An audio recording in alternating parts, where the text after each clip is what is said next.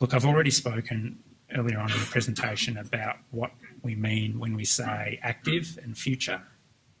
But just as a reminder, active recall means that the supplier has initiated recall action for the vehicle. And this will be recorded in the online recall database that I spoke about. That'll be on the website of the manufacturer and the ACCC website.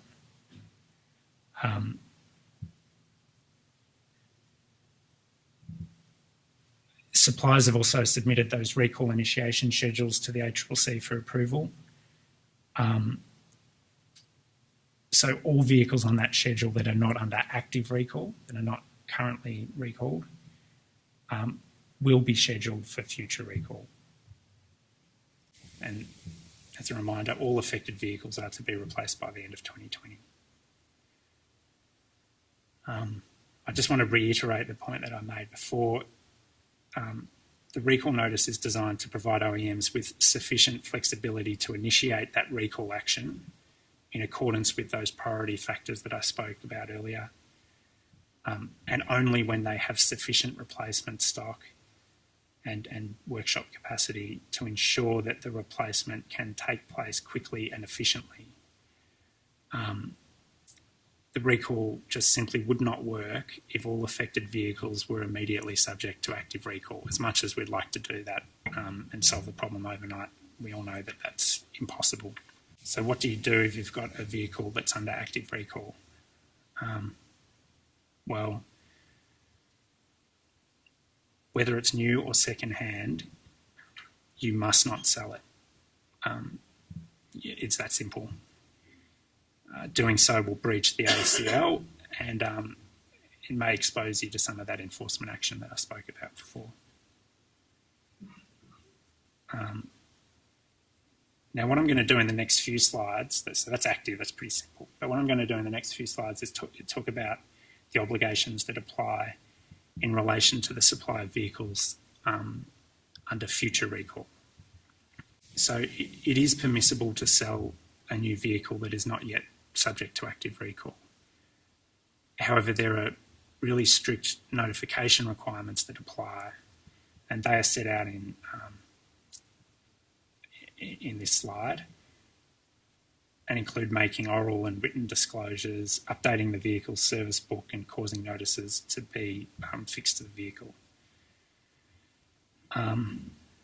These requirements will be covered in detail in each of the OEM's communication and engagement plans.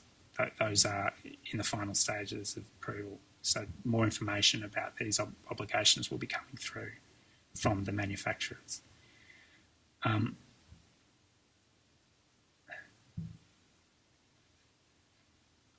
just make the point again about these new vehicles, extremely limited number of them.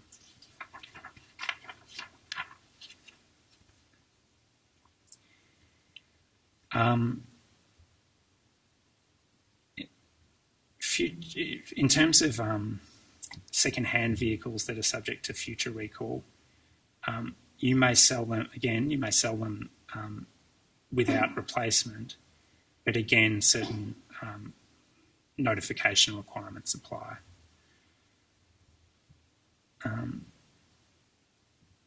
OEMs are required to develop a second-hand vehicle action plan addressing what these obligations are and communicating them to second-hand dealers.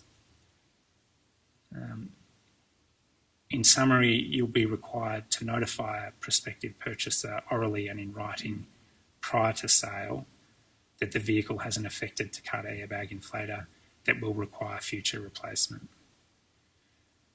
The notification requirements will be different for second-hand vehicles that are more than 6 years old. And of course, the messaging will be more urgent for these older vehicles because the expert evidence is that they are at greater risk of rupture. At the time of sale, you're also required to seek the consent of the purchaser to provide their contact details to the supplier for the purposes of future recall. And this is to ensure that the supplier is able to locate the new owner. The question sometimes asks, what if they don't provide that consent? And the answer to that question is, well, you've done all that you need to do under the notice. As I noted earlier, that these priority factors govern the priority that's given to, or the risk that applies to these affected inflators.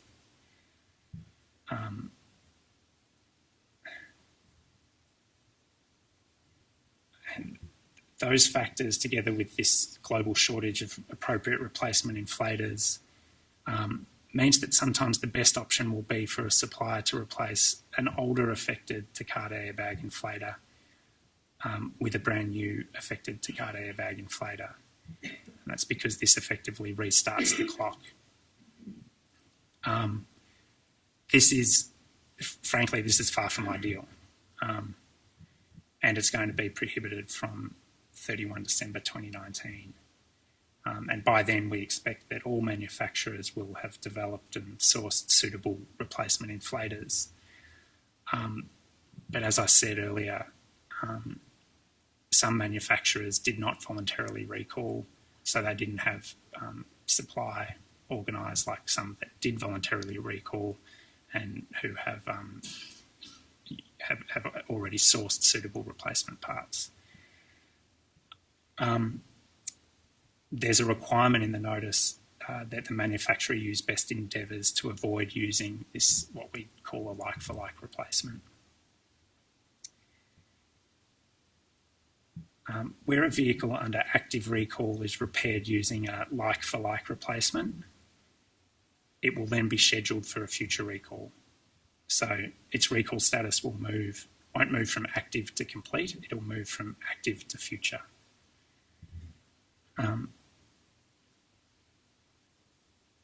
There are certain obligations that dealers should be aware of in relation to like-for-like replacements. Again, you must orally and in writing notify the owner of the car that an affected inflator has been used as a replacement and will need replacement again. If the recall initiation schedule is available, and I think they're all available now, you must inform the owner when the vehicle is scheduled for further recall, or you can direct them to the supplier's website, noting that the recall initiation schedule is published there. You must inform the owner that the manufacturer will directly contact the owner when recall action is initiated. And you must make a record in the vehicle service book that a like-for-like replacement has been used. There's also requirements for durable notices, containing a statement to the effect that the vehicle has been fitted with an airbag that requires replacement in the future. Look, the reason for these notification requirements is that there are concerns that consumers who are not informed of like-for-like replacements in their vehicles will incorrectly assume that they don't need to participate when they receive notification of the future recall. Look, there's a lot of information there, but guidance on all these notification requirements will be set out in the communication and engagement plan, which, as I've said, the ACCC is sort of in the final stages of assessing.